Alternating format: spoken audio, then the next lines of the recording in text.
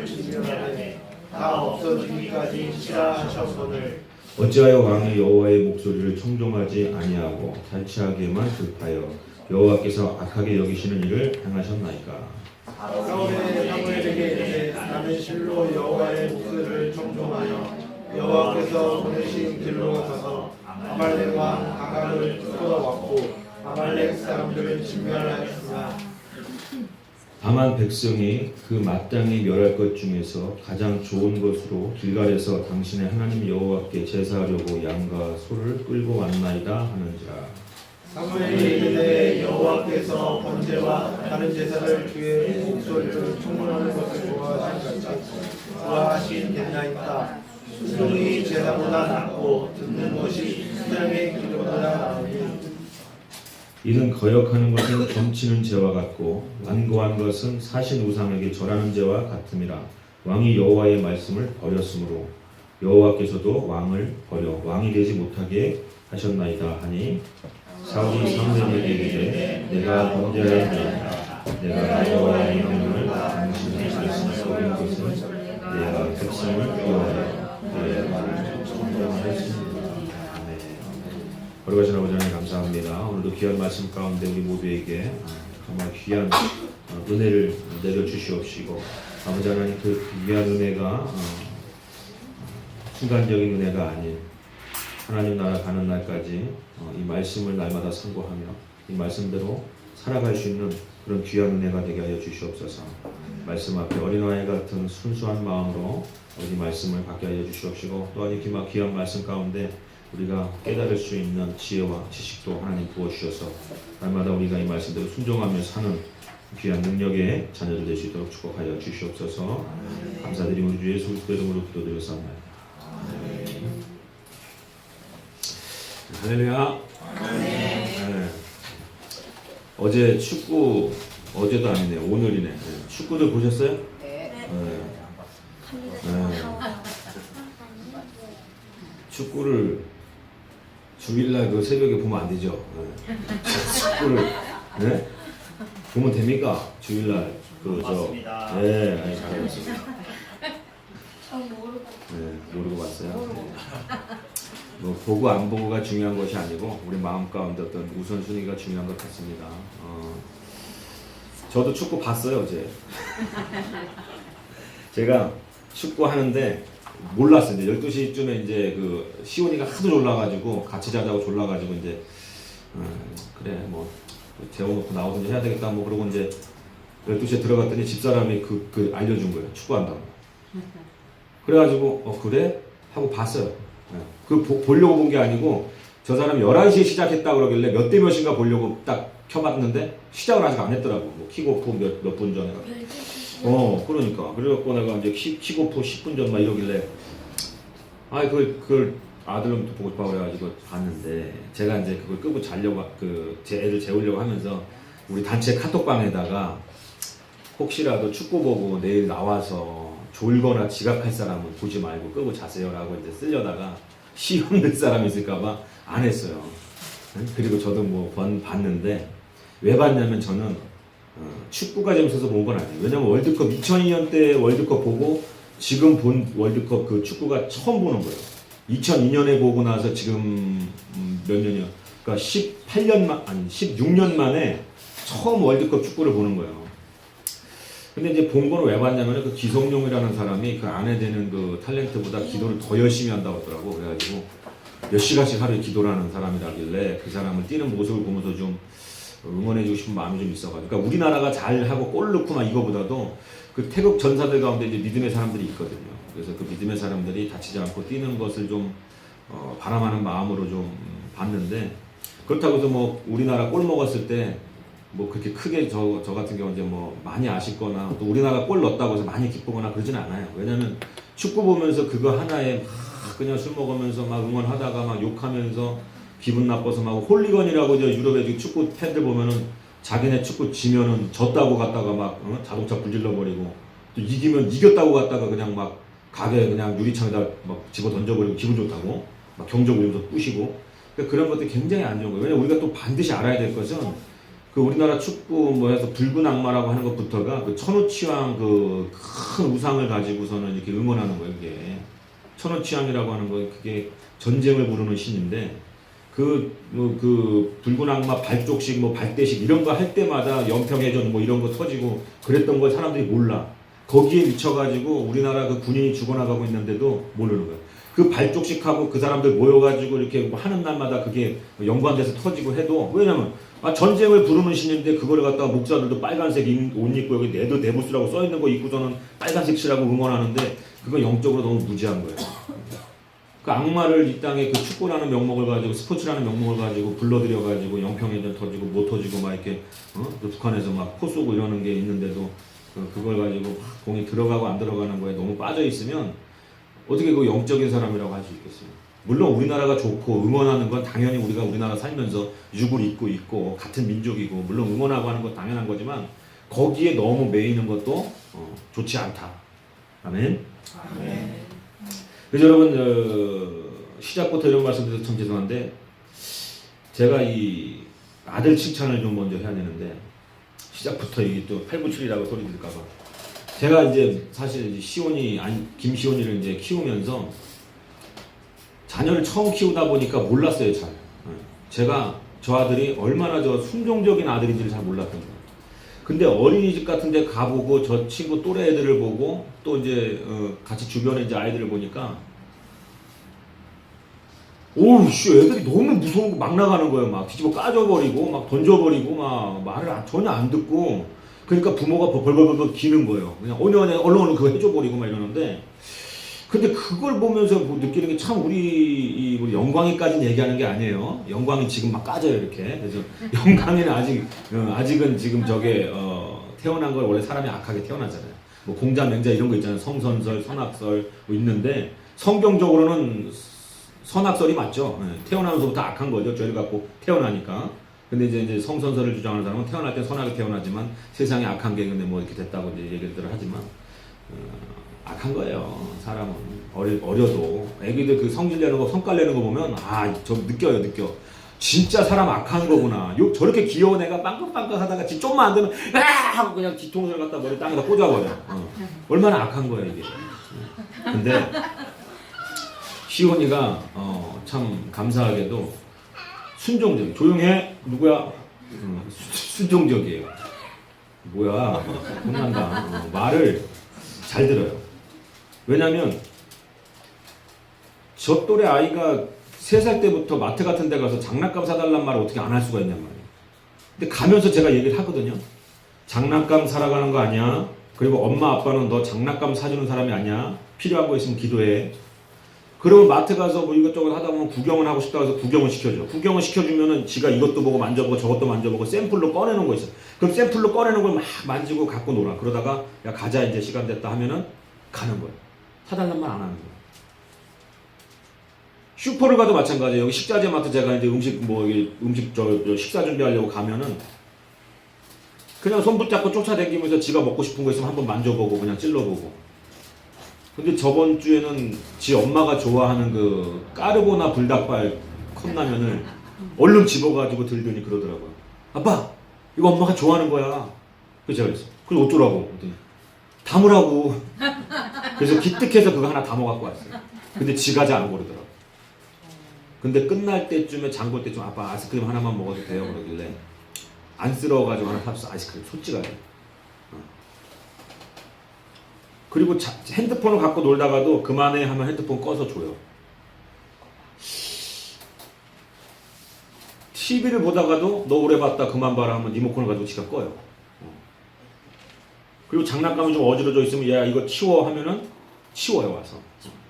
근데 이게 당연한 건 줄 알았는데 다른 집 애들을 보니까 아닌 거예요. 당연한 게 이게. 응?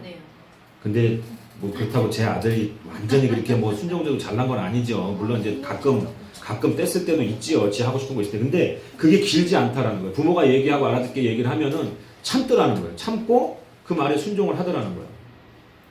뭐 완벽한 건 아니에요. 이제 제가 설교하다 보니까 이제 이렇게 너무 그렇게 하는데 다른 아이들과 같이 이렇게 떼쓰고 하지만 그럼에도 불구하고 이 순종하는 모습들을 보면서 하나님께 감사하고 또 하나님이 만약에 또 아이가 너무 또 그렇게 돼버리면 또 제가 좀 목회하기도 힘들고 신경 쓰일 텐데 그렇지 않더라는 거죠. 근데 여러분들 우리 큰 아이가 자라면서 그렇게 순종적으로 자라는 건 물론 이제 할머니의 기도도 있고 또 주변 분들의 기도도 있지만 제가 가장 큰 이유로 꼽는 것이 무엇이냐면 저 아들이 부모 말에 순종하는 것은 엄마가 아버지 말에 순종하기 때문이라는 거예요. 저는 그걸 가장 큰 이유로 꼽고 있어요. 한 번도 남편 말에 불순종하지 않고 순종하는 모습을 봐왔다라는 거예요. 아이고 그걸 알았어요. 예. 순종 알았어. 그 순종하는 그 모습이 얼마나 이쁜지 몰라요. 근데 저는 또 그 또한 내 아내가 하나님 뜻대로 움직이는 그 남편의 인도함을 따라오는 것이 또 당연하다고 생각을 했던 거죠. 감사하지 못하고. 근데 남의 집구석 보니까 또 그렇지가 않은 거예요. 일반 성도들 집구석이 아니에요. 목회하는 그 집구석을 보니까 그렇지 않더라는 거예요. 사모가 그냥 앞에 나서가지고 목사보다 더 말을 많이 하려고 그러고 목사가 좀 성도한테 건면하고 좀 이렇게 좀 위로해주는 말을 하면 쥐도 안다고 나와서 떠드는 거야. 그 떠드는 게 목사를 진 눌러가면서 떠들고 목사를 뒤에서 흠담하면서 떠드는데 진짜 꼬라지 참 그거 안 되겠다 싶더라고요. 근데 그걸 보다 보니까 우리 집사람 되게 감사하구나. 제가 예전에 이제 어떤 집사님 두 분을 만나가지고 상담을 해주고 그 하루를 이제 은혜롭게 좀 보내는데 저는 그게 좀 맞아 스타일이. 여자들하고 말을 좀 하고 하는 거를 힘들어하지 않아요. 갔다 와서는 막 피곤해서 쓰러져도 그 당시에는 힘들어하지 않아. 은혜를 느끼니까 나도 말하면 대화하면서. 근데 어떤 교수님은 자기는 목사가 됐지만 교수를 택한 거는 여자하고 5분 이상 말을 못 하겠다는 거예요. 짜증이 나고 힘들어가지고. 근데 저는 그게 또 맞아서 이 목회를 하는지 모르겠는데 그래가지고 이제 점심 12시에 만나서 그 여집사님 두 분을 만나가지고 저녁 8시까지 함께 했어요. 그러니까 점심 먹고 얘기 나누다가 커피숍 가서 얘기하다 저녁 먹을 시간 돼서 저녁 먹으면서 얘기하고 헤어졌는데 8시더라는 거야.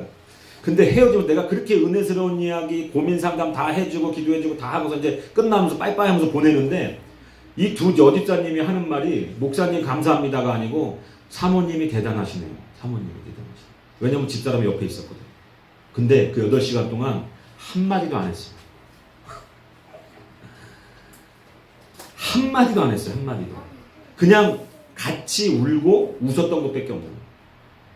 거기서 제가 웃긴 말하고 분위기 전환하면 같이 웃어주고 또 이렇게 은혜되는 이야기 하다가 서로 눈물 흘리는 그 시간이 되면 또 같이 막 옆에서 훌쩍훌쩍 울고 그러는 가운데 자기는 왜 하나님 모르고 자기는 왜 하고 싶은 말 없고 왜 은혜 받은 거 없겠어요? 그 비슷한 얘기 나오면 나도 얘기하고 싶은데 절대로 그 선을 넘지 않고 남편이 얘기하는 걸 다 듣고 그 성도들 얘기하는 거 듣고 같이 울고 한마디도 저도 예전에 이런 얘기가 없었더라. 그러니까 이 두 집사님이 알더라고요. 참 사모님 대단하다. 이거 시작부터 너무 팔불출 같은 얘기를 자꾸 자식 자랑해서 또 그게 아내 얘기로 넘어가는데 자 그럼 누구 차례 이제? 내 차례. 하나님 말씀에 순종을 제가 잘한다고 말씀은 여러분 앞에 드릴 수는 없고 많이 노력합니다. 왜? 오늘 본문처럼 순종이 무엇보다 제사보다 하나님 기뻐하시는 이 예배보다 낫기 때문에 하나님이 말씀하시면 저는 가는 거예요. 40일 금식하다 죽을 뻔했지만 하나님이 또 하라고 그러면 어떻게 해야 돼요? 나 그때 죽을 뻔했는데 이게 아니라는 거예요. 죽어도 하겠습니다. 그 마음을 갖고 살아야 사는 거지. 금식만큼은 안 됩니다. 이러고 살면 그거 사는 게 아니죠. 마찬가지 아내도 참 외국 나가서 사는 게 힘들잖아요. 애 낳고. 저 시온이가 저만 할 때인데 제가 방글라데시 가서 이제 한 달 동안 이제 좀 살다가 이제 와가지고 거기서 비자 문제 다 해결해 준다고. 그러니까 방글라데시에 조용기 목사님 같은 분이 있어요. 순복음 교단 총재가 있는데 저를 보고 방언으로 막 기도를 하시더니 비자 문제를 다 해결해 줄 테니까 들어와라. 나랑 같이 일하자. 이렇게까지 이야기를 하는 게 그 통역해 주신 목사님이 놀랄 정도로 이런 적이 없었는데 아니 젊은 목사 처음 보더니 방언으로 막 기도하더니 비자 뭐 다 해줄 테니까 오라고 그러는 이게 말도 안 돼. 비자 문제 때문에 선교사들이 나와야 되는 상황인데도 도와주지 못하고 있는 상황에서 제 비자는 다 해준다고 합니다. 그러니까 어떻게 하나의 뜻이라고 생각하고 저는 어떻게 했어요? 나와가지고 이제 어떻게 다시 이제 그 선교지로 들어가서 평생을 거기서 살까 그 생각을 했어요. 아내한테 뭐라고 했겠어요? 여보, 하나님 우리 방글라데시로 부르시니까 우린 거기 들어가서 죽을 때까지 삽시다. 그럼 집사람이 뭐라고 했겠어요? 와, 발리, 하와이 아니란 말이에요. 방글라데시. 이 나라, 이 땅 가운데 제일 못 사는 나라. 저도 가봐서 알지만 남자들이 길바닥에서 그냥 내리고 똥 싸고 오줌 싸고, 응? 너무 치안이 위험하고, 얼마 전에는 그 한국 사람을 갖다가 그냥 그 기찻길에다 묶어놔가지고 그냥 사지가 다 절단나게끔 그렇게 그냥 무서운 나라인데, 그 무슬림도 거기가 90% 이상이 무슬림이고 5% 정도가 이제 그 힌두교인데, 그 무서운 나라에 집사람이 가고 싶지 않다라는 마음이 이 안에 있는 걸 제가 알지만 입 밖으로 한 번도 나는 가고 싶지 않다라는 말을 한 적이 없는 거예요. 남편이 가겠다 하면 가겠습니다. 그렇게 순종적이잖아요. 그렇기 때문에 아이들이 그것을 이제 본받는 거예요. 저도 이제 교회에서 부교육자로 사역할 때 담임 목사님이 21일 금식하라고 그러면 아멘 하고 그냥 가서 21일 그냥 그 기도원 처박혀갖고 금식하는 거예요. 하나님이 하라고 그러고 따냐? 담임 목사님이 하라는 거예요. 21일 했어요. 그 갔다 와서 또 몇 년 지나고 나니까 40일 금식하요. 들어가는 거예요. 그러다가 30일 하고 죽을 뻔했는데 목사님과 통화하다가 목사님 그만하래가지고 이제 30일 하고 나왔는데, 이 순종이라고 하는 게 여러분 이게 참 쉬운 건 아니지만 해야 되는 거예요. 왠지 아세요? 믿음으로 우리가 구원을 받는데, 이 믿음이 안에 있는 믿음은 그게 진짜 온전한 믿음인지 모르아요. 꺼내봐야 하는데, 그 믿음을 꺼내는 수단이 바로 뭐냐면 순종하는 거예요. 행함이라는 거죠. 내가 순종하면 그건 그 안에 믿음이 있었던 거고, 내가 하나님 오다 명령 떨어졌는데 내가 잠깐만요 못하겠어요 뭐 이런 건 이 안에 믿음이 없다라는 걸 여러분 증명되어지는 거예요. 그러니까 여러분들이, 저도 목사님이 진짜 그 추운 겨울에 1월달 2월달에 아무 장비도 없이 그냥 차키 하나 던져주면서 가서 청계산 가갖고 밤 12시부터 7시까지 기도하라고 그럴 때, 가장 추운 날 그것도 진짜 뼈가 달그덕달그덕 소리가 날 정도로 얼어붙는데도 7시간 동안 무릎을 펴지 않고 기도하는 거예요. 그 자리에서. 그게 여러분 쉬운 건 아니에요. 그러나 제가 신학생이 되기 전부터 깨달은 게 하나 있는데, 그게 뭐였냐면 바로 오늘 이 본문이라는 거예요. 하나님이 기뻐하시는 건 순종하는 사람이에요. 순종하는 사람. 똑똑한 사람 하나님이 안 써요, 여러분. 왜? 자기 계산이 많고 자기 경험이 많고 배운 게 많다 보니까 그렇게 하려고 하는 거예요. 순종이라 하는 거는 단순한 거예요. 이거 내가 이해가 안 가고 내가 도저히 모르겠고 이렇게 하면 오히려 더 안 좋은 효과가 나타날 텐데라고 하면서도 맹목적으로 이게 그냥 따라서 가는 것이 순종이라는 거예요. 여러분에게 지금 하나님 요구하시는 것이 바로 그거라는 거예요. 따라오라는 거예요. 따라오라는 거예요. 주변을 좌로나 우로나 치우치지 말고 이것저것 보면서 두려워 떨지 말고 놀래지 말고 내가 가니까 뒤에 따라오기만 해라. 이런 예화도 있습니다. 성 프란치스코가 많은 이 후보생들 중에서 이제 자신의 제자를 한 명 뽑아야 되는데, 모든 관문들을 통과한 그 수련생들을 데려다 놓고 내가 어디에 다녀올 때니까 지금 이 배추를 갖다가 땅에다가 다시 심는데 뿌리가 땅으로 가게 심지 말고 잎하고 줄기가 땅으로 가게, 뿌리가 하늘을 보게 심어놔라 하고서는 그냥 가버렸어요. 그리고 돌아왔더니 이 똑똑한 수련생들이 아마 내가 잘못 들었겠지, 아니면 저분이 그럴 뿐이 아니라 잠깐 뭔가 말을 헷갈리게 했겠지. 그래가지고 배추를 다 뿌리가 있는 쪽으로 심었는데 한 제자만, 그 수련생 한 명만 정말로 말하고 간 대로 그 줄기와 그 이파리가 땅으로 박히게끔 심어놓은 거예요. 그래서 성 프란치스코가 와가지고 뭐라고 하느냐, 내 제자는 내 말에 순종한 대로 따른 이 제자가 앞으로 내가 데리고 가르칠 제자다. 나머지는 다 집으로 돌려보낸 거예요. 왜? 똑똑한 거 필요 없다는 거예요. 잘난 거 필요 없는 거예요. 경험 많은 거 필요 없는 거예요. 말하는 데 있어서 그 말씀에 순종하는 것, 그게 가장 테스트 가운데 가장 귀한 테스트라는 거예요. 여러분들이 아무리 하나님에 대해서 알고 성경을 배우고 예배를 드린다고 할지라도 여러분들이 그것을 이성으로 받아들여서 내가 이해가 되는 만큼만 믿어버리고 이해가 되는 만큼만 순종한다면 여러분 그것이 하나님 보시기에 올바른 순종이 아닐 수 있고, 살면서 많은 시험과 고통과 환난과 이 시험에 넘어질 수밖에 없는 삶을 살 수밖에 없는 거예요. 우리는 단순해야 될 줄로 믿습니다. 네, 정말로 단순해야 돼요. 여러분, 제가 아는 사모님이 참 교회가 부흥하고 있는데 반면에 굉장히 좋지 못한 그 가정 안에 문제가 있었는데 뭐였냐면 이 딸 하나가 굉장히 속을 새기는 거예요. 집에 들어오지도 않고 막 나가서 맨날 술퍼 먹고 돌아다니고 그 좀 교사를 좀 시켜놓으면 하겠지 해서 중고등학교 때 교사를 시켜놨더니 주일날 가면 애들이 이 조그만 애들이 벌써 코가 민감하잖아. 그 목사님 그 딸인데 주일학교실에 딱 가서 있으면 애들이 그 옆에 나오는 거야. 왜 하는 거야? 뭐라고 하냐? 애들이 큰 소리로 술 냄새! 그리고 어떤 애가 담배 냄새! 중고등학교 때부터. 그러니까 나가서 맨날 그냥 친구들하고 그냥 외박하고 집 나가서 며칠씩 있다 오고. 근데 이제 어떤 선교사님이 그 집에 방문해서 그 집에 이제 며칠 동안 유하게 됐는데 이 딸이 한 명이 안 보이는 거야. 딸이 있다고 들었는데 안 보여. 그래서 이 딸은 집에도 보니까 안 들어오고. 그래서 이게 자초지종을 물어보니까 그때서야 이제 목사님하고 사모님하고 이 문제를 어떻게 해야 될지 모르겠다는 거예요. 목회는 해야 되는데 성도들한테 이 낯이 없어서 못 하겠다는 거예요. 목회를. 그랬더니 듣자마자 이 선교사님이 사모님을 세워가지고 혼을 내는 거예요. 뭐라고 혼을 냈겠어요? 지금 이 자녀가 이렇게 탈선하고 하나님 뜻 안에 순종하지 못하고 부모 말씀에 순종하지 못하는 건 다 엄마 책임이에요.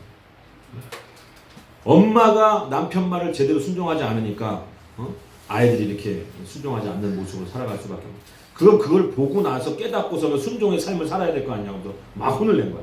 근데 그렇게 하면 웬만한 사모님들 같은 경우는 자기가 좀 나이가 있고 선교사라고 뭔 소리야 이럴지 모르겠지만 그 말에 순종한 거야. 자기가 울면서 회개하고 다짐한 거야. 어떤 말에도 순종한 거야. 근데 그 선교사님이 뭐라고 그랬냐면 당신이 빤스바람에 파자마 바람에 있어도 남편이 나가가지고 신문 갖고 오라고 하면은 그 빤스바람에 나가서 갖고 오는 게 순종이라고. 빤스 입었는데 무슨 지금 파자마 바람에 무슨 신문을 갖고 오래. 옷 입고 가면 그건 불순종이라는 거예요. 그렇게 강하게 막 이 선교사님이 얘기를 하니까 실제로 목사님이 이제 신문 갖고 오라고 시켰는데 그때 마침 파자마 입고 있었을 거예요. 그래갖고 교회 옥탑방사로 지하에 예배당이 있었는데 1층까지 내려가가지고 그 신문을 갖고 올라오려고 하는데 그 파자마 바람에 사모님을 성도들이 본 거예요. 근데 어쩜 그렇게 또 하나님의 역사하니까 소문이 사모님은 저렇게 순종적인 사모님 배워야 된다.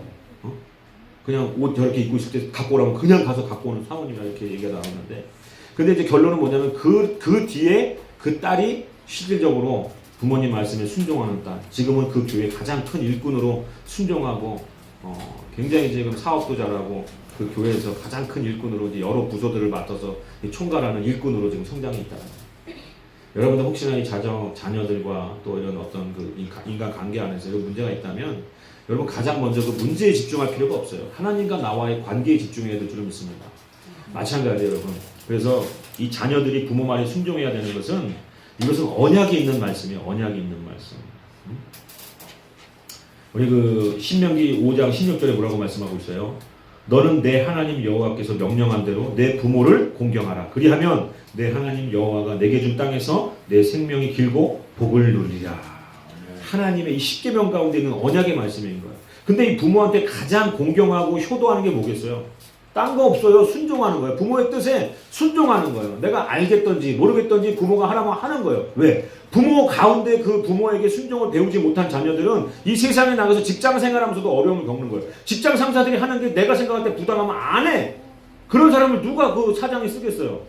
순종하는 사람을 쓰지. 마찬가지 신앙생활도 마찬가지예요. 부모 안에서 이 신앙에서 그 부모 안에서 그 가정에서 순종을 배우지 못한 자녀들은 나와가지고도 이 하나님 말씀 앞에 목사의 말에 건의 앞에 순종하지 않는 거예요. 자기 원하는 대로 자기의 뜻에 자기 정한 대로 자기 옳은 대로 살다 보니까 복을 못 받는 거예요. 이 복 받는다고 말씀한 이 말씀대로 누리지 못하는 거예요. 자녀는 부모 말에 순종해야 복 받는 줄로 믿으시기 바랍니다. 그러면 여러분 성도는 누구 말에 순종해야 복을 받을까요? 네? 알기들은 잘해요. 아주 찰떡같이 잘해요. 목사 말에 순종해야 복 받는다고. 제가 그런 거 아니에요. 여러분들 입으로 고백한 건데 뭐. 내가 강요했어요. 목사 말 순종해야 복 받는다고. 여러분들이 알고 있다라는 거 제가 끄집어내는 거 아니야. 알고 있단 말이야. 근데도 여러분 보세요. 이 잘 입은 거 보세요. 그렇게 찾아가서 밥 사주면서 찾아가서 건면해주고 찾아가서 위로해주고 나와야 산다.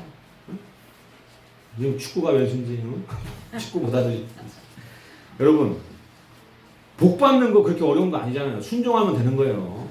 목사가 여러분한테 돈 가져오라고 뭐 시킵니까? 양복 사달라고 쪼릅니까? 뭐 밥 사놓으라고 밥 사달라고 이게 그런 소리 합니까? 하나님 앞에 올바른 길을 갈 수 있도록 권면해 주는 거예요. 하나님의 마음으로 기도하면서.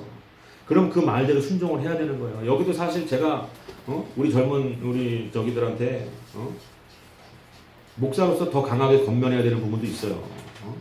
주일날 가장 중요한 우선순위가 뭐냐? 그것을 제대로 지키지 못하면 신앙생활이라는 게 우선순위인데 지금 눈앞에 잠깐 보이는 그 주일날의 그 일정을 가지고 그걸 가지고 복을 누가 주는 거예요, 여러분? 주일날 만나서 일하고 만나는 그 사람이 복을 준다고 생각하는 거예요? 그걸로 문제가 해결이 되어지고 사업이 커진다고 생각을 하고 자기네 뭐 가정 그거 뿌려나갈 수 있다고 생각하는 거예요? 복은 하나님이 주는 거예요. 뭘 보고 주는 거예요? 순종하는 걸 보고 주는 거예요. 사람 말에 휘둘리지 마시기 바랍니다. 여러분 오늘 자 이 본문에도 여러분 한번 보세요. 오늘 이 본문에 나오는 그 사울이 하나님이 가장 언짢게 생각하는 죄를 범하는 거예요. 오늘 읽은 본문은 아니지만 오늘 그 15장 2절 3절에 보면 뭐라고 말씀하고 있냐면 사무엘을 통해서 사울 왕에게 하나님 뭐라고 말씀합니까? 만군의 여호와께서 이같이 말씀하시기를 아말렉이 이스라엘에게 행한 일 곧 애굽에서 나올 때의 길에서 대적한 일로 내가 그들을 벌하노니 지금 가서 아말렉을 쳐서 그들의 모든 소유를 남기지 말고 진멸하되 남녀노소와 소와 젖먹는 아이까지 우양과 낙타와 나귀를 죽이라 하셨나이다. 이게 무슨 말이라면 가서 진멸하라고 얘기를 하는 거예요. 진멸하라고. 근데 왜 진멸하라고 하는 거예요? 지금 하나님의 나라를 세워가는 그 계획 가운데 반기를 들고 그 출애굽 당시에 그 길을 터주지 않고 오히려 하나님의 뜻 가운데 그 이스라엘 출애굽하는 과정 가운데 방해를 하고 뒤에서 그렇게 했기 때문에 지금 뭐예요? 하나님이 진멸하라는 건 뭐냐면 하나님이 지금 심판하시겠다고 하는 거예요. 심판하시겠다고.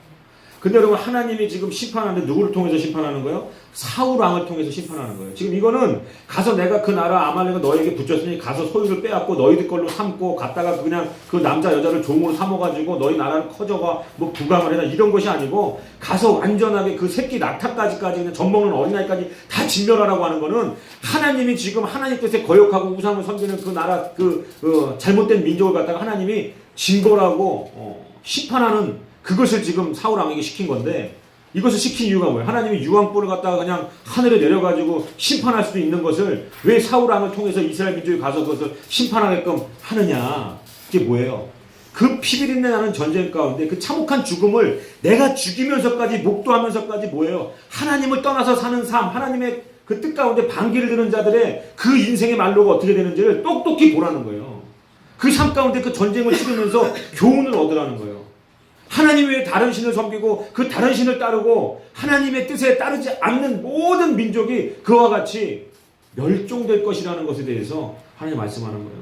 지금 잘 먹고 잘 사는 삼성그룹의 누구, 뭐 어디 그룹의 누구, 뭐 우리 주변에 뭐 이게 부자, 뭐 잘 나가고 뭐 선한 일 한다, 뭐 한다. 여러분 그 말로가 어떻게 되겠어요? 이 땅에서 끝까지 부자로 죽을 수는 있으나, 죽고 나서 여러분 어디 가겠는 말이에요? 하나님 뜻대로 살지 않는 자들이 지옥밖에 없는 거예요. 지금 그것을 짤막하게 이 전쟁을 통해서 보여주는 거 아니에요. 하나님 뜻대로 살지 않는 자들, 하나님의 뜻에 순종하지 않는 자들 어떻게 되는지 너희가 처참하게 죽이면서 그 어린아이들까지 죽일 때 얼마나 여러분 힘들겠어요. 부모 입장에서 제가 만약에 지금 이스라엘 민족의 군인인데 그 아말렉 사람들에게 젖먹는 자녀들 저 영광이 같은 아말렉 사람이면 가서 칼로 목을 빼서 죽여야 되는데 그 처참한 그 죽임을 사륙의 그 도살의 현장에서 무엇을 깨달아야 되는 거예요? 하나님의 은혜를 깨닫고 하나님의 뜻을 떠나고 우상을 섬기는 자들의 말로를 거기서 내 눈으로 똑똑히 목도해야 되는 거예요. 그러면서 우리는 어떻게 살아야 되는 거예요? 하나님의 뜻 안에서 하나님께 순종하는 삶을 살아내야 하나님 나라의 완성이 되는 거예요. 근데 여러분 그 일을 하라고 지금 보내놨더니 사울이 어떻게 했어요? 자기 눈에 보이는 모든 좋은 것, 토실토실한 것들을 다 뒤로 빼돌려놓고 사무엘이 와가지고 어떻게 된 거냐고 얘기하니까 뭐라고 핑계대는 거예요? 백성들이 갖다 그렇게 했다고 지금 얘기하는 거 아니에요. 하나님 앞에 제사 드리려고 챙겨놨다고 얘기하는 거 아니에요.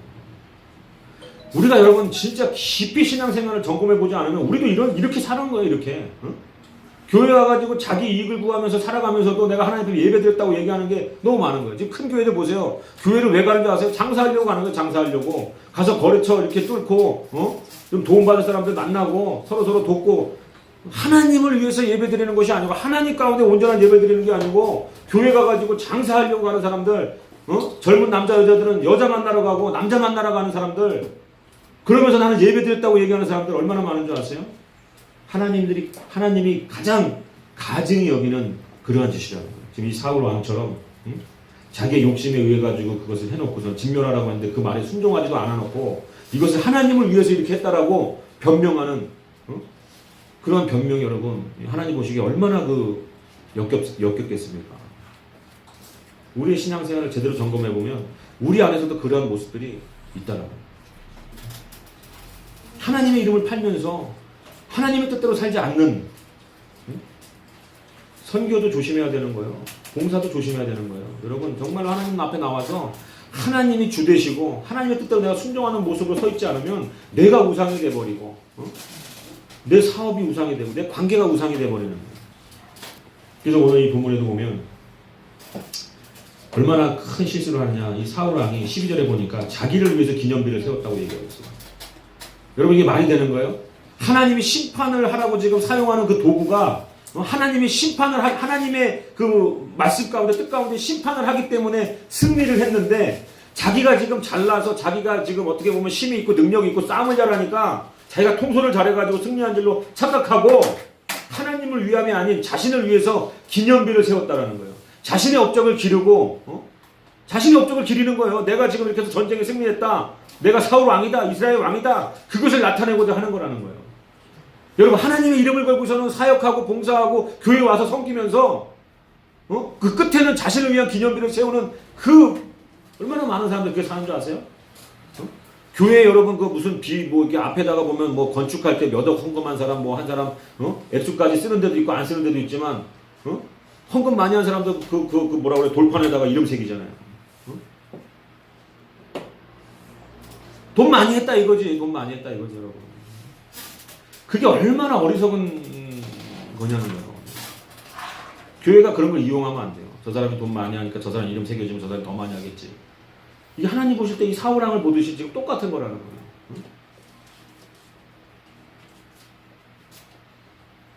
이 우선순위에서 우리가 밀려나면 안 돼요. 이 예배 가운데. 그래서 이 예배라고 하는 것은 정말로 우리가 하나님 앞에 이 순종하는 예배가 되어야 될 줄 믿습니다. 여러분 우리가 이 세상에서 만약에 승리를 한다고 하고 우리가 성공을 한다고 하더라도 그것은 우리가 잘나서 성공하고 승리하는 것이 아니에요. 하나님 우리를 도구로 사용하기 있기 때문에 우리가 잘 되는 모습, 예수님 믿고 하나님의 순종하는 모습을 통해서 잘 되어지는 것을 통해서 우리의 그 모습, 삶을 통해서 하나님 우리의 그 삶을 도구로 사용하시는 거예요. 도구로. 근데 내가 잘나서 잘 된 줄 알고 착각하고 자신의 기념비를 세우는 이런 몰상식한 이 말도 안 되는 인생을 살아간다면 여러분 얼마나 여러분 안타까운 인생이겠어요. 교회가 부흥돼도 마찬가지예요. 교회가 부흥이 되면 어떤 프로그램이 우상이 되고 이 프로그램을 이렇게 했더니 잘 됐다. 어떤 방식으로 소금 가지고 전도했더니 호떡을 찍어내서 전도했더니 그러니까 그게 남는 게 뭐예요? 내가 호떡 찍어내라고 땀 흘리면서 여름에도 그렇게 힘들어가지고 하니까 됐다.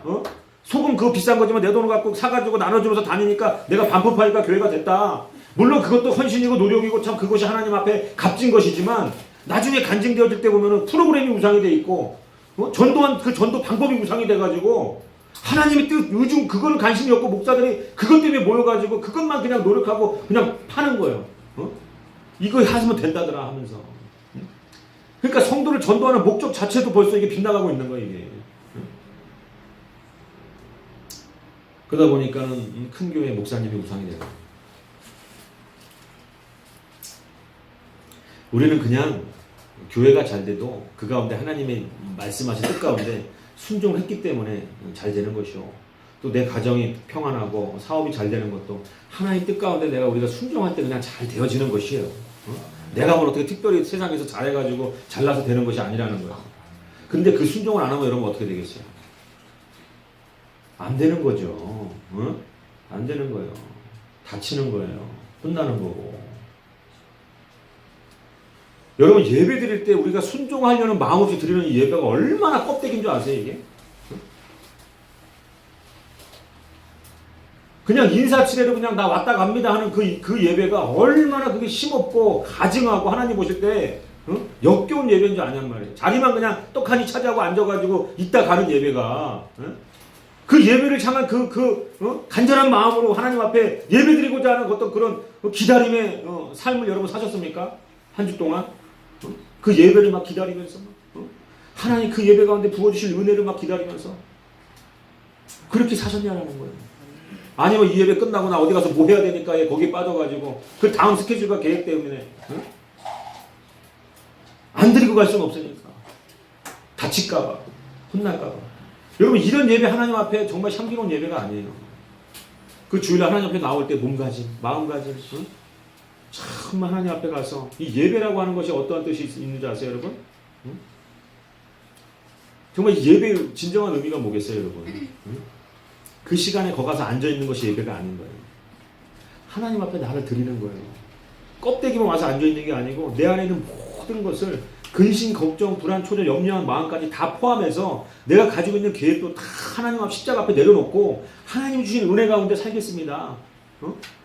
그러한 고백이 날마다 이어지는 것이 그 향기로운 예배고 하나님이 그 예배 가운데 말씀하시는 것에 대해서 목숨 걸고 순종하겠습니다라는 고백이 이어져 나가는 것들이 그것이 예배라는 거예요. 하나님이 그런 사람을 사용하고 쓰시기 때문에 그런 사람을 예배 가운데 두루다니며 찾는 거예요. 신령과 진정의 예배자. 어? 와서 떡하니 앉아있고 그냥 헌금한다고 그냥 어깨에 힘주는 그런 예배자가 아니고 하나님만을 앙모하고 바라보면서 세상의 그 금은보화가 가치없이 여겨지고 정말 배설물처럼 여겨지고 하나님의 그 달콤하고 그 달고 오묘한 그 말씀 가운데 하나님을 만나고 발견하는 그것이 삶 가운데 가장 큰 기쁨이 되어지는 그 예배가 하나님 기뻐하시는 예배인 줄 믿으시기 바랍니다. 아멘. 그렇게 하나님 예배드린 자를 찾고 있는 거예요. 왜?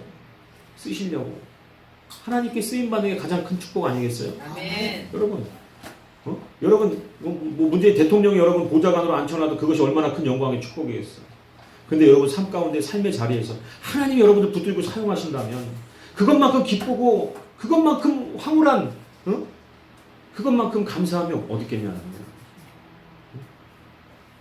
여러분 이 땅 가운데 이 예배가 참 은혜와 회복과 이 능력이 없는 이유가 바로 그것이에요. 순종하려는 마음을 갖고 앉아있는 자가 없다라는 것이죠.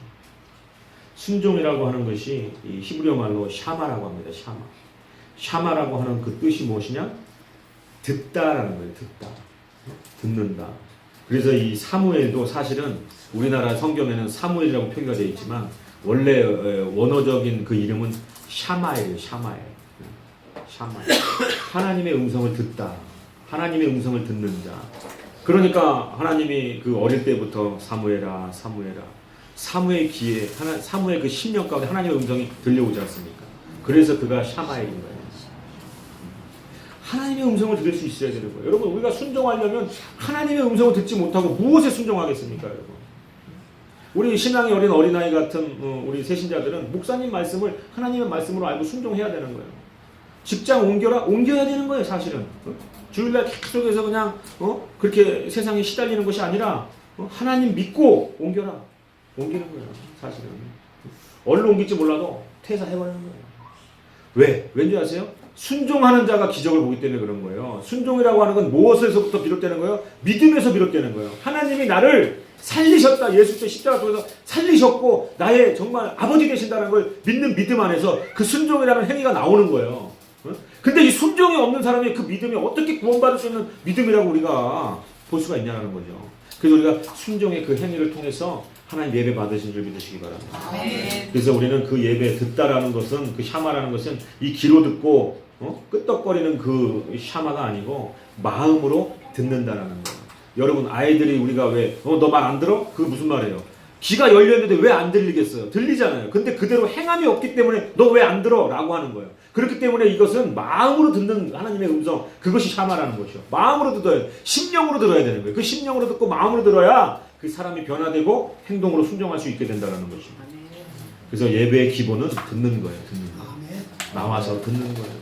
하나님의 말씀을 듣는데 귀로 듣고 생각하고 판단하는 것이 아니고 내 심령 깊숙한 곳에 그 영으로 하나님의 말씀을 듣고 뼈에 새기고 그대로 무조건 100% 순종하며 살겠습니다 라고 선포하고 고백할 때 순종할 수 있는 능력도 하나님 주신 줄 믿으시기 바랍니다. 그래서 요한복음 10장 27절에 뭐라고 말씀합니까? 내 양은 내 음성을 들으며 나는 그들을 알며 그들은 나를 따르느니라 라고 말씀하고 있는 거예요. 양이 왜 목자의 음성을 들어야 되는 줄 아세요?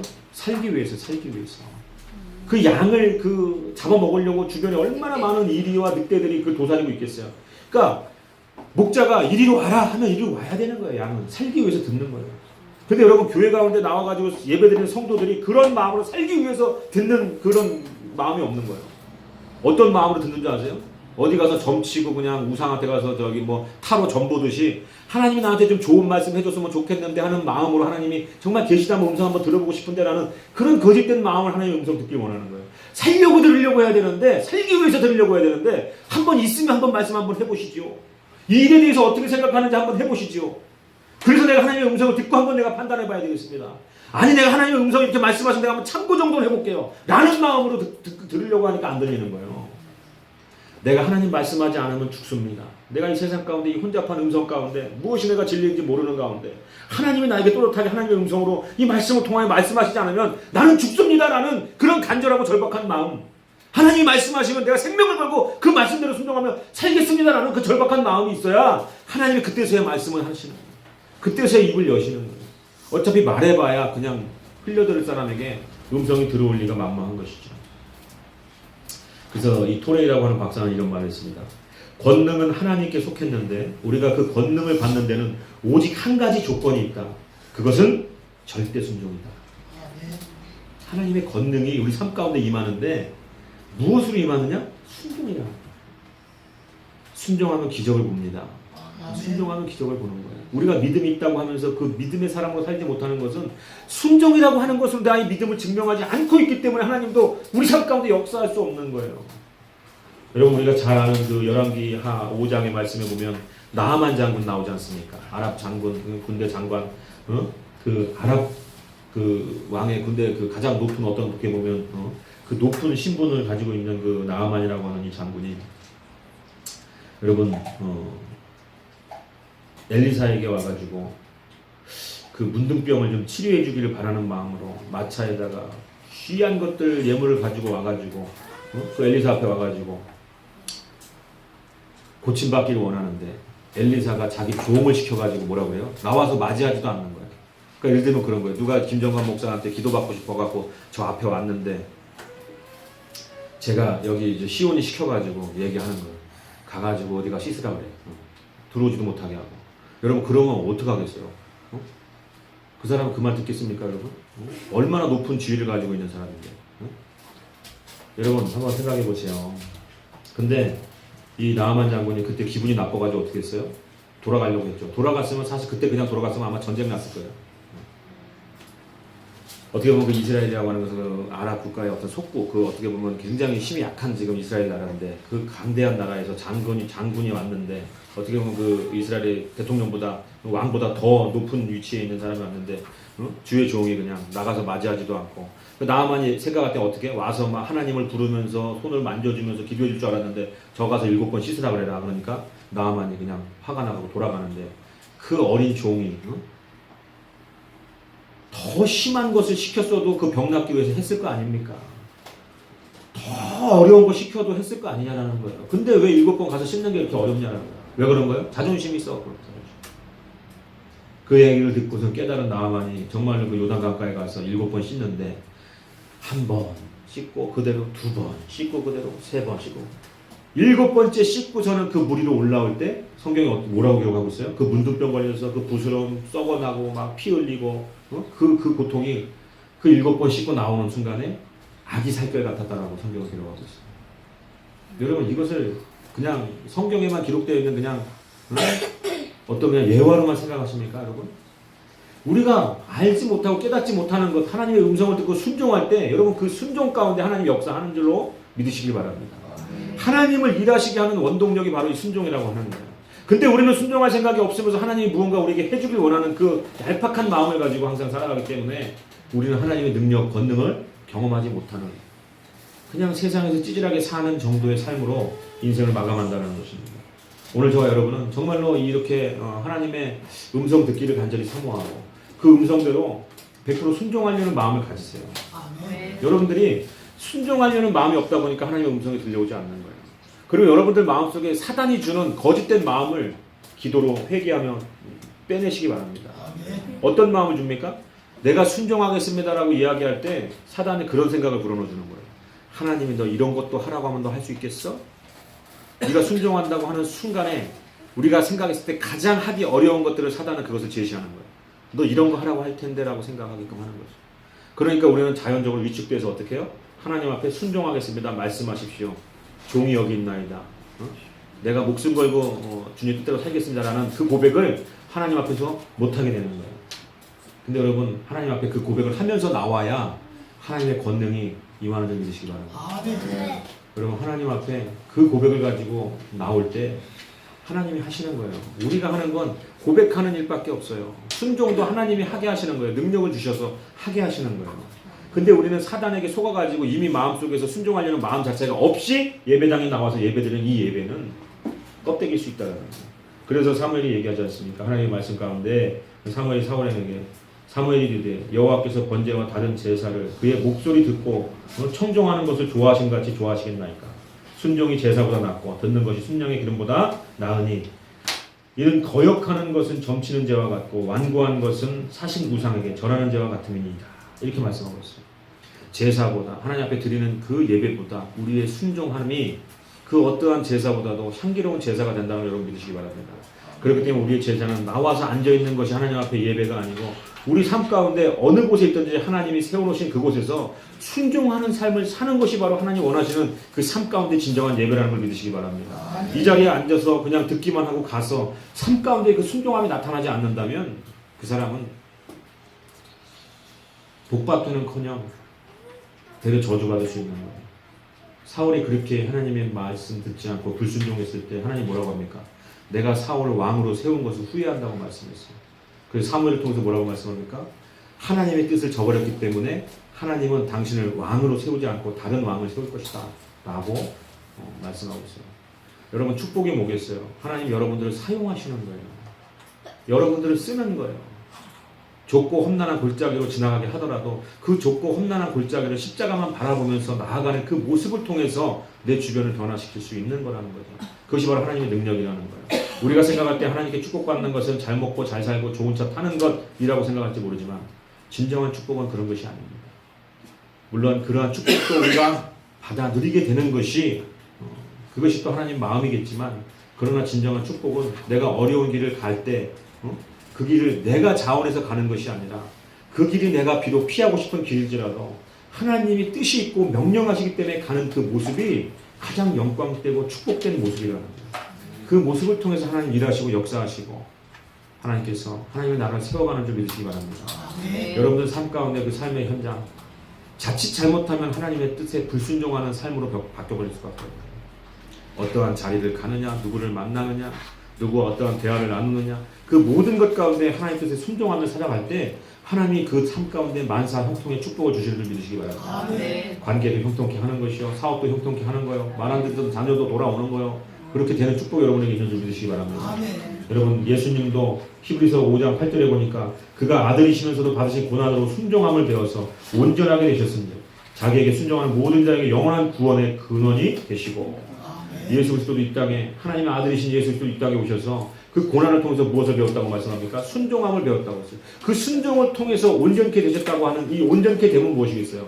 하나님의 뜻대로 그 십자가를 지심으로 하나님의 뜻 십자가를 통해서 우리를 구원하고자 하는 그 뜻이 완전하게 그 순종을 통해서 이루어졌다라는 것을 이야기하는 것이죠. 그렇기 때문에 예수 그리스도의 순종이 있었기 때문에 우리는 어떻게 구원받을 수 있었다는 것입니다. 여러분 가정에서 남편에게 대한 순종, 교회 안에서 목사에게 대한 순종, 또 목사는 하나님 말씀에 대한 생명을 걸고 순종하며 나아가는 그 순종이 여러분 우리 주변을 살리는 줄 믿으시기 바랍니다. 예수 그리스도의 순종이 우리를 살린 것처럼 우리의 순종이 나를 살리고 내 주변의 내 이웃과 내 가정을 살리는 줄 믿으시기 바랍니다. 여러분의 사업장, 여러분의 가정, 여러분의 뜻대로 여러분의 의지대로 여러분이 배운 것 가지고 절대로 되지 않습니다. 하나님 뜻에 순종할 때 풀어지고 열어지는 역사가 있는 거예요.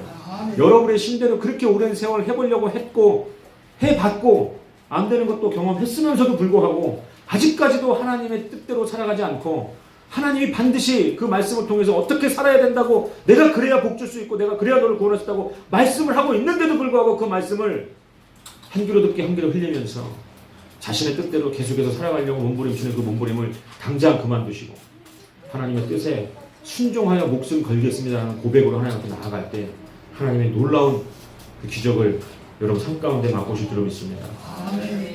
여러분 이 예와 하나 말씀드리고 설교를 마치도록 하겠습니다.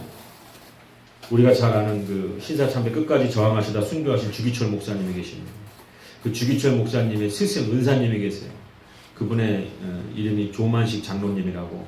이분은 오상학교의 교장 선생님이셨고 그 주기철 목사님은 그 학교의 이제 학생이었던 거예요. 근데 이 장로님께서 이 주기철 목사님이 되신 걸 알고 섬기는 교회의 목사님으로 청빙하기 위해서 자신이 교장일 때 그 학교에서 공부하던 학생을 찾아가서 어떠한 자세로 청빙을 했느냐. 그 자신의 제자 앞에서 무릎을 꿇는 거예요. 자신이 학생일 때 교장 선생님이 와가지고 자신 앞에 무릎을 꿇으니까 이 주기철 목사님 얼마나 놀랐겠어요. 그렇게 마시고 얼른 편하게 올라와서 앉으시라고 해도 주기철 그 목사님 앞에서 그 조만식 장로님이 뭐라고 말씀하느냐. 저한테 편안히 앉으라고 하지 마십시오. 제가 선생일 때 비록 목사님께서 학생이었지만 지금은 목사님께서는 하나님의 존귀한 종이시고 저는 장로입니다. 그렇기 때문에 저에게 편안히 앉으라고 하지 마십시오. 그렇게 무릎을 꿇고 나이가 훨씬 어린 제자였던 그 목사님을 교회로 청빙하는 거예요. 그래서 이 주기철 목사님이 이제 그 청빙되어져서 그 목회를 하고 있던 어느 날, 이 사실 조만식 장로님이라고 하는 분은 독립운동가셨기 때문에 만주나 이런 데서도 이제 사람들이 이제 연락책들이 오고 하다 보면 이제 주일날도 급하게 이제 이야기를 해서 명령을 해서 보내는 이런 일들이 아마 있었겠죠.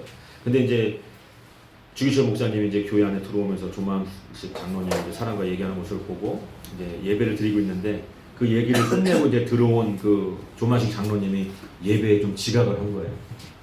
그러니까 예전에 은사님이셨던 그 장로님이 들어오는 모습을 보고 예배 중에 이 주기철 목사님 뭐라고 하시느냐. 조만식 장로님은 자리에 앉지 마시고 서서 예배드리십시오. 여러분, 그 장로님이 자신의 제자였던 목사가 그 강단에 서서 그 성도들이 다 듣는 데서 당신은 늦었으니까 앉을 자격 없으니까 서서 예배드리라고 얘기했을 때 얼마나 자존심이 상하고 세상적인 생각으로 내가 청빙해가지고 데려온 목사가 얼마나 여러분 인간적인 생각으로는 그거 참 열받는 일이겠어요. 여러분, 만약에 여기 지금 우리 소영이도 거진 조금 지각이 원래 10분 전에 와야 지각이 아니거든요. 벌금을 일단 좀 내고 가야 되는데 아니 뭐 예배 시작도 아니고 찬양할 때 들어왔는데 만약에 두 사람 갔다가 제가 여기서 거기 서서 예배 드리세요. 소영이는 모르겠지만 아마 저 남자 저 청년은 나갔을 거예요. 그냥 아이씨 교회가 여기밖에 없나 저 목사 쪽팔하게 생겨가지고 이랬을 수도 있다. 근데 조만식 장로님은 뒤에 공손하게 고개를 숙이고 그 예배가 끝날 때까지, 옛날 예배는요 2-3시간이었어요 3시간도 짧아요. 그렇게 계속 말씀 전하고 기도하고 그 예배 가운데 계속 고개를 숙이고 그자 뒤에 맨 뒷자리에 서가지고 예배를 드리셨다는 거예요.